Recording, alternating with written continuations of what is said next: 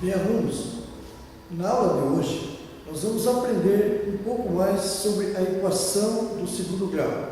Só que nesta aula, nesta teleaula, nós vamos ver a equação sobre a ótica de uma função do segundo grau, ou seja, nós teremos agora y igual a x ao quadrado menos 5x mais 6. Nós não temos mais uma equação do segundo grau. Agora nós temos aqui duas incógnitas. Temos a incógnita y e x, ou seja, y em função de x. Então nós temos uma função do segundo grau.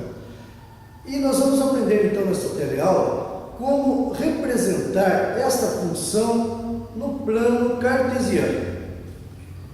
Em primeiro lugar, temos que encontrarmos as raízes desta equação do segundo grau. Veja,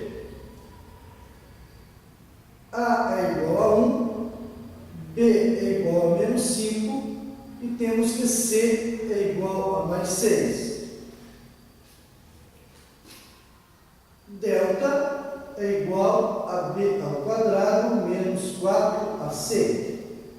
Delta é igual a menos 5 elevado ao quadrado menos 4 que multiplica 1 que multiplica 6. Delta é igual a 25 menos 24. Delta é igual a 1. X é igual a menos o valor de B, menos 5, mais ou menos raiz quadrada de 1 dividido por 2 vezes 1. X será então mais 5 mais ou menos 1 dividido por 2, onde teremos x1 igual a 6 dividido por 2, x2 igual a 4 dividido por 2. Então teremos 3 e 2. Encontramos então as raízes desta função, desta equação do segundo grau. As raízes desta equação são 2 e 3. E aí nós vamos representá-las então no plano cartesiano para a gente ter então o que a gente procura, que é o gráfico de uma função do segundo grau. Vamos traçar aqui que nós temos o eixo x e aqui nós temos o eixo y.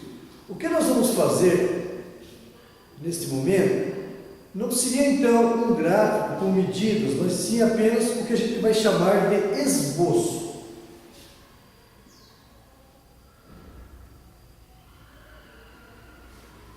Para traçarmos este esboço, em primeiro lugar nós temos que pegar as duas raízes.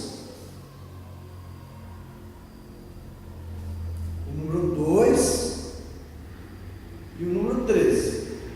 Temos então duas raízes positivas. Como aqui está o zero, nós temos que 2 e 3 estão à direita de zero.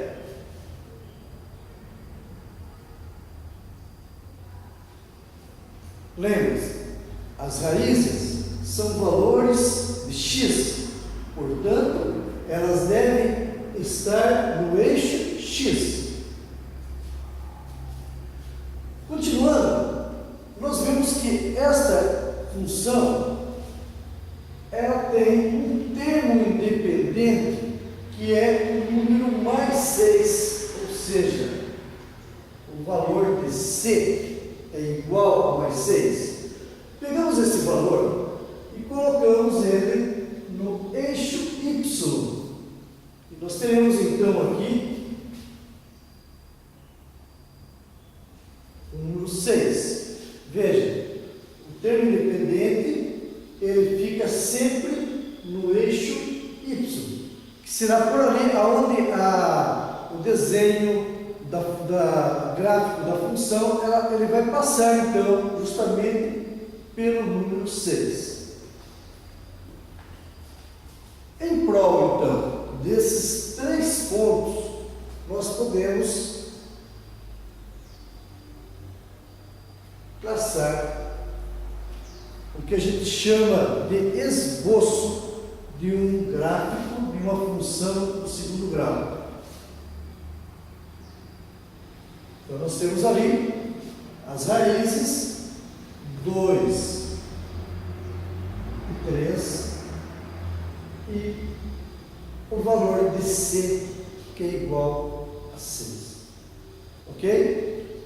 Vamos então agora analisar que esta função também ela possui um ponto mínimo, ou seja, o vértice dela.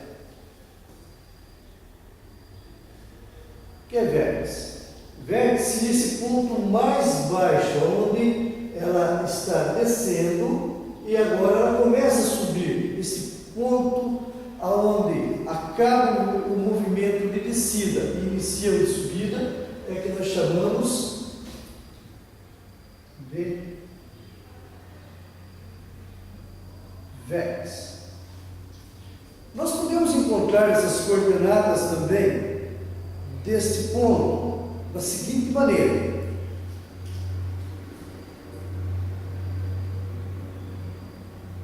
Perceba que este ponto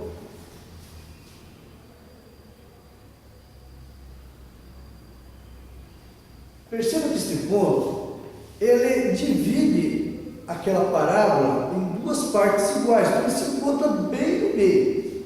Veja, se nós temos aqui o número 2 e aqui nós temos o número 3, quem será que fica entre 2 e 3?